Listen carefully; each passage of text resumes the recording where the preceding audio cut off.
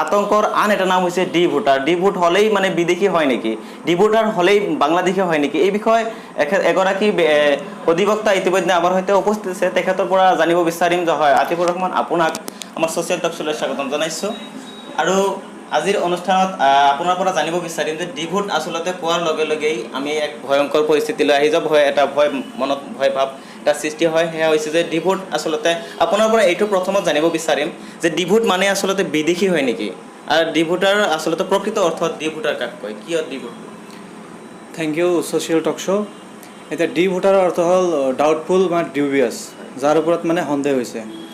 এতিয়া মই বহুত কেছত দেখিছোঁ যে মানে পাৰ্টীয়ে ডি ভোটাৰৰ ন'টিছ পোৱাৰ পিছতে পাৰ্টী মানে ইমান টেনশ্যন লয়, ইমান মানে চিন্তিত হয় যে পাৰ্টী মানে চিজোফ্ৰেনিক হৈ যায়। পাৰ্টী মানে সেই যোনটো ডেট দিয়া থাকে ফৰেনাৰ্ছ ট্ৰাইব্যুনেলত, সেইটো ডেটত যোৱাৰ আগতে পাৰ্টী ইফালে মানে বহুত হেৰি হৈ যায়, উইক হৈ যায়। যাৰ ফলত কিছুমান ক্ষেত্ৰত দেখিছোঁ আমি যে ন'টিছ পোৱাৰ পিছত আমি পাৰ্টীৰ ঘৰত যদি হয়তো মানুহ গৈছে বা আমি গৈছোঁ, তো যোৱাৰ পিছত দেখিছোঁ যে সেইবিলাক মানুহ ঘৰ বাৰী তলা মাৰি মানে ক'ৰবাত গুচি গৈছে, ইমানখিনি আতংকিত হয়। এতিয়া এইটোত মানে মোৰ ক'বলগীয়া এইখিনিয়ে যে মানে যিকোনো মানুহৰ ওপৰত যিকোনো মানুহে কেছ দিব পাৰে। এতিয়া মোৰ ওপৰত কোনোবাই বেলেগ বেলেগ চাৰ্জ দি মোৰ ওপৰত কেছ এটা দিব পাৰে, সেইবুলি এইটো কথা নহয় যে মই মানে গিল্টি প্ৰুভ হৈ গ'লোঁ। এতিয়া তেওঁলোকৰ ওপৰত ষ্টেটে এটা লগাইছে যে তেওঁলোক ডাউটফুল হয়, তেওঁলোক সন্দেহযুক্ত হয়। এতিয়া আৰু এটা বহুত মানুহৰ মনত এইটো এটা ভুল ধাৰণা আছে যে ডি ভোটাৰৰ ন'টিছ পালে তেওঁলোকে ভাবে যে বহিৰাগত হৈ গ'ল, যে এই মানুহটো অলৰেডি বিদেশী ঘোষিত হৈ গ'ল। সেইটো নহয়, ডি ভোটাৰৰ ন'টিছ পোৱা মানে সেইটো মানুহক মানে এতিয়া কোৰ্টত যাব লাগিব, কোৰ্টত গৈ কেনে তেওঁক মানে অপৰচুনিটি দিয়া হ'ব যে তেওঁ যে বিদেশী নহয়, সেইটো তেখেতক মানে কোৰ্টত প্ৰমাণ কৰাৰ এটা সুবিধা দিয়া হয়। সুবিধা মানে তেখেতে এইটো প্ৰমাণ কৰিব লাগিব unless he will be deported to মানে ডিটেনশ্যন কেম্প, তেওঁক ডিটেনশ্যন কেম্পলৈ প্ৰেৰণ কৰা হ'ব। এতিয়া হয়, আপোনাৰ পৰা এটা কথা আমি ইতিমধ্যে জানিব বিচাৰিম, আমাৰ দৰ্শকে হয়তো বিচাৰিছে ইতিমধ্যে কমেণ্ট আকাৰে আমি কিছুমান পাইছোঁ যে বিশেষকৈ আচলতে ডি ভোট, আপুনি যিহেতু কৰ্মৰতভাৱে ইয়াৰ সৈতে জড়িত, যে আপুনি কেছ লৰি আছে, আৰু বিশেষকৈ আপুনি কেনেকুৱা ফিল কৰে যে কি কাৰণবিলাকত বিশেষকৈ ডি ভোটবিলাক আচলতে হয়, আৰু ডি ভোটাৰসকলে কেনেকুৱা নথিবোৰ তেওঁলোকে কেনেকুৱা নথিবোৰ আচলতে সংগ্ৰহ কৰা প্ৰয়োজন? এইখিনিতে মই আগৰ কথাটো অলপ প্ৰিফাৰেঞ্চ টানো যে মানে universal declaration of human right বোলা এটা বস্তু আছে, য'ত মানে নেকি বস্তুবোৰ কেনেকৈ চলিব চব ডিটেইলত দিয়া থাকে। তাতে ইউনিভাৰ্চেল ডিক্লেৰেশ্যন অফ হিউমেন ৰাইটৰ আৰ্টিকল 11ত লেখা আছে যে every person who is not মতলব proved guilty is innocent, is presume to be innocent. এজন মানুহ যাৰ এগেইনষ্টত এটা একিউজেশ্যন লগা হৈছে, যাৰ এগেইনষ্টত কিবা এটা অভিযোগ আহিছে, সেইটো মানুহ যেতিয়ালৈকে প্ৰমাণিত নহয় গিল্টি বুলি, তেতিয়ালৈকে তাক ইন'চেণ্ট বুলি ধৰিবই লাগিব। আৰু যিহেতু মানে ন'টিছ অহাৰ পিছত মানুহটো অলৰেডি এফটিৰ পৰা প্ৰুভ হোৱা নাই যে মানুহটো whether he is foreigner or Indian, সেইটো প্ৰুভ হোৱা নাই, তাৰ ওপৰত জাষ্ট এটা চাৰ্জে এটা লাগিছে। গতিকে সেইখিনি হোৱাৰ পিছতহে মানুহটোৰ ভয় কৰিবলগীয়া কিবা থাকিব পাৰে, হয়তো ইণ্ডিয়ান হ'ব, হয়তো ভয় কৰিব, কিন্তু তাৰ আগতে মানুহটো ভয় কৰাৰ কিবা কাৰণ নাই, because unless and until he is prove guilty he will be presumed as innocent. তাৰপিছত আৰু এটা কথা যে তাতে কেছটো এফটিত যোৱাৰ পিছত মানে সব মানুহৰে সেইটো ইউনিভাৰ্চেল ডিক্লেৰেশ্যন অফ হিউমেন ৰাইটত লিখা আছে যে এভৰি পাৰ্চন, সব মানুহৰে হেজ দ্য ৰাইট অফ মানে ফেয়াৰ ট্ৰায়েল। তাতে ভালকৈ যে কেছটো চলিব, তাতে এটা ফেয়াৰ ট্ৰায়েলৰ সব মানুহৰে অধিকাৰ আছে। গতিকে মানে কি হ'ব, মানে কেছটো পোৱাৰ পিছত ভয়ৰ একো আতংকৰ একো দৰকাৰ নাই, বস্তুটো মানে ফেচ কৰিব লাগিব উইথ ডকুমেণ্টছ, বস্তুটো ফেচ কৰিব লাগিব। হয়, ইতিমধ্যে আৰু কিছুমান আমি দেখিবলৈ পাইছোঁ, কিছুমান পৰিৱেশত আজিৰ সমাজত এনেকুৱা কিছুমান নথি পোৱা গৈছে বা কিছুমানৰ মুখে মুখে শুনা গৈছে, আমি তথ্যগতভাৱে এতিয়ালৈকে মই নিজে পোৱা নাই, তাৰ মাজতো আপোনাক আমি কথাটো সম্পূৰ্ণ যাতে স্পষ্ট হৈ পৰে। আমাৰ যেতিয়া বিশেষকৈ ডি ভোট হৈছিল 1997 চনত ডি ভোটাৰ লগোৱা হৈছিল সন্দেহযুক্ত নাগৰিক হিচাপে, তাৰ পিছত আৰু কিছু চনত কিছু ডি ভোটাৰ লাগিছিল, কিন্তু বৰ্তমান কোনো ডি ভোট নামৰ এগেইনষ্টত বৰ্তমান কোনো লগা আপুনি কোনো কেছ পাইছে নেকি? নাই, সেইটোতো বস্তুটো আগৰ পৰাই চলি আছে। এতিয়া ধৰকচোন মানে কোৰ্টে এটা কয়, কিন্তু ইন ৰিয়েলিটি বস্তুটো বেলেগ হয়। এতিয়া ছাপ'জ এইটো মোমছেদ মণ্ডল ভাৰ্চেছ ষ্টেট, এটা বহুত মানে এটা লেণ্ডমাৰ্ক কেছ জাজমেণ্ট হয়। তাতে আপুনি চাব, তাতে লিখা আছে যে এজন মানুহক মানে তাৰ কেছটো এফটিত ৰিফাৰ কৰাৰ মানে আগতে বৰ্ডাৰ পুলিচে তাৰ তাতে পাৰ্চনেল ইনকুৱাৰী এটা দিব লাগিব, পাৰ্চনেল ইনকুৱাৰী কৰিব লাগিব। সেই মানুহজনক এটা সুবিধা দিয়া হ'ব লাগিব যে তুমি 71 25 মাৰ্চৰ আগৰ কিবা এটা নথি পত্ৰ দেখুওৱা, তুমি যে তোমাৰ এগেইনষ্টত যে কেছ চলিব, কেছ নচলাৰ কাৰণে তুমি এটা কিবা এটা দেখুওৱা। যদি তুমি দেখুৱাব নোৱাৰা তেতিয়াহ'লেহে তোমাৰ কেছটো এফটিত যাব। তেতিয়া সেই মানুহটোক প্ৰথমে এটা সুবিধা দিব লাগে, this is according to the judgment of Moslem Mondal versus state. কিন্তু সেইটো নকৰি বৰ্ডাৰ পুলিচে আৰ্বিট্ৰেৰিলি ৰেণ্ডমলি যিকোনো মানুহৰ নাম পিক কৰে আৰু সেইটো মানুহৰ এগেইনষ্টত এফটিৰ ন'টিছ বনাই, পুলিচ ৰিপৰ্ট বনাই কেনে সেইটোৰ কেছটো FT ৰিফাৰ কৰে, এইটো চলি আছে। গতিকে সেইফালে কোৰ্টত, সুপ্ৰিম কোৰ্টত কিবা এটা হৈ আছে, আৰু ইয়াতে মানে বৰ্ডাৰ পুলিচে দে আৰ ৱৰ্কিং মানে আৰ্বিট্ৰেৰিলি। ইয়াতে যিকোনো মানুহৰ যাৰ ফলশ্ৰুতিত কি হয় আপোনালোকে দেখিবলৈ পাব যে 7 বছৰীয়া ল'ৰা ছোৱালীৰ নামো ডি ভোটাৰ নটিচ আহে। তেনেকুৱা বস্তুবিলাক মানে কমপ্লিট মানে বেলেগকৈ হৈ আছে। এইটো মইমতালিত, বৰ্ডাৰ পুলিচৰ মইমতালিত বস্তুবিলাক হৈ আছে। আৰু এই ক্ষেত্ৰত আপুনি যিহেতু উল্লেখ কৰিছে যে মইমতালি আছে, আচলতে মইমতালিবোৰ আপুনি যিহেতু নিজে কৰ্মৰতভাৱে পাই আছে, বিশেষকৈ এটা প্ৰশ্নৰ আপোনাৰ উত্তৰ আমি নাপালোঁ, দৰ্শকে বিচাৰিব, বিশেষকৈ ডি ভোটাৰসকলে আচলতে ডি ভোট কিয় হৈছে, তেওঁলোকৰ নামৰ এগেইনষ্টত ডি ভোটবোৰ আপুনি কিয় লগাব বুলি ভাবে? এইটো ধৰকচোন টেকনিকেলি ক'বলৈ গ'লে এইটো ধৰক বহুত ক্ষেত্ৰত নামৰ কিবা অলপ হেৰি মানে নামৰ কিবা ডিছক্ৰিপেঞ্চি থাকিব পাৰে।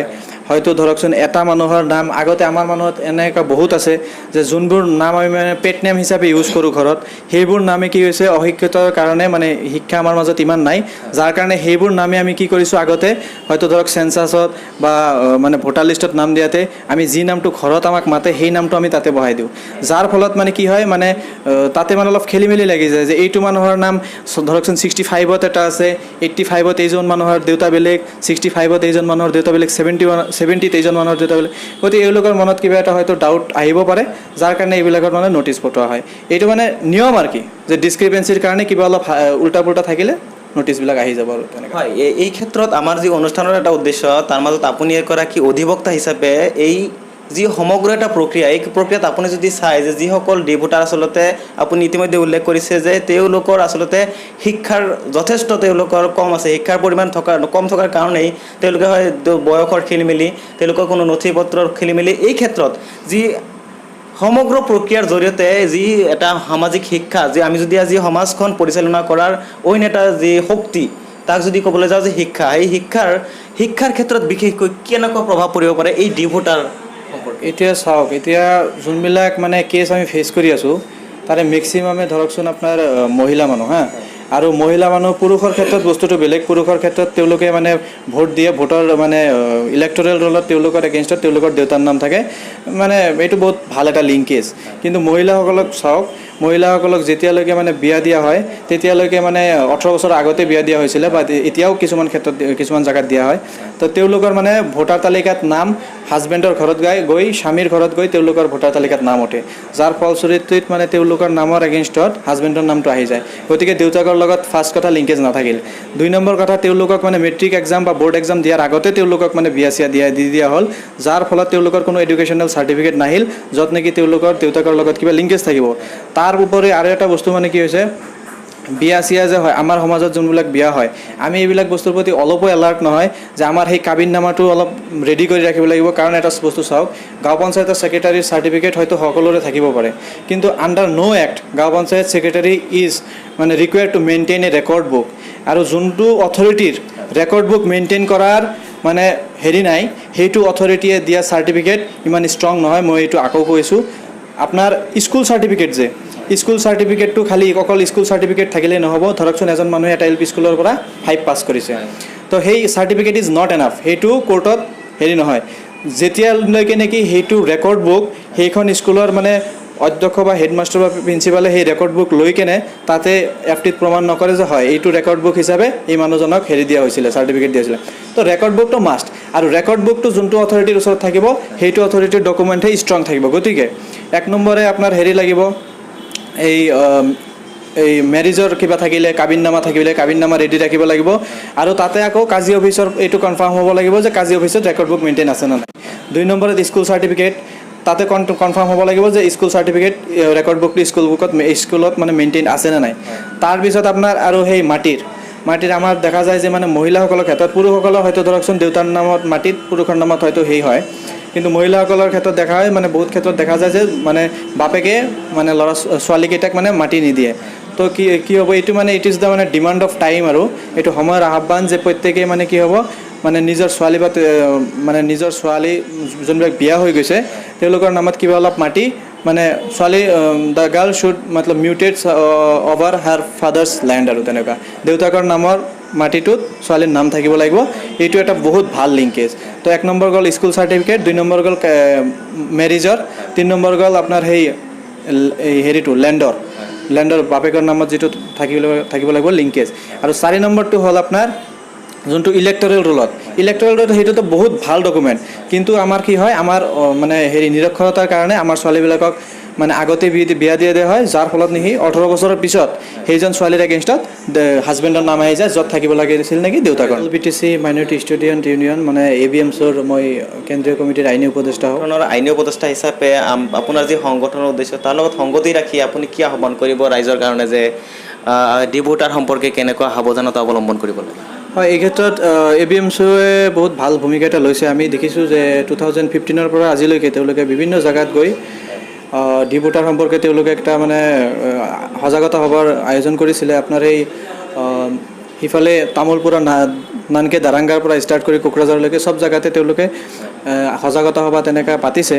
আৰু এই ক্ষেত্ৰত মই তেওঁলোকক এইটো বিষয়ত আৰু অলপ মানে এক্টিভ হ'বলৈ অনুৰোধ জনাম, কিয়নো মানে এতিয়া মানে ডি ভোটাৰৰ ক্ষেত্ৰত যোনবিলাক সজাগতা কৰা হয়, এইবোৰ সজাগতাৰ বেচিছ হ'ল তেওঁলোকক মানুহৰ মানে অশিক্ষিত হোৱাৰ কাৰণে বা তেনেকুৱা মানে বুজি নোপোৱাৰ কাৰণে সেইবোৰ মানুহৰ মানে ওপৰত এনেকুৱা প্ৰব্লেম আহি আছে। তো ৰুট কজটো হ'ল যে তেওঁলোকৰ মানে শিক্ষাৰ অভাৱ। গতিকে মানে ABMCক মই এইখিনি অনুৰোধ জনাম, তেওঁলোকে মানে প্ৰত্যেক গাঁৱে গৈ চুকে গৈ তেওঁলোকে মানে এই শিক্ষা সজাগতাৰ হেৰিটো কৰিব লাগিব। আৰু ছেকেণ্ডলি আৰু এটা কথা কওঁ যে মানে যোনবিলাক বস্তু হৈ আছে, নম্বৰ 1 কথা শিক্ষাৰ অভাৱ, 2 নম্বৰ যিটো আমাৰ সেই বাল্য বিবাহ হৈ আছে চাইল্ড মেৰিজ।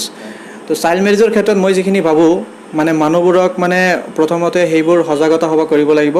ফাৰ্ষ্ট মানে ফৰ্মেলিটি হিচাপে এটা সজাগতা সভা কৰিব লাগিব প্ৰত্যেক জেগাত যে ইয়েছ এইখিনি মানে সমস্যা হয় মানে সৰুতে মানে ছোৱালীজনী বিয়া দিয়াৰ কাৰণে।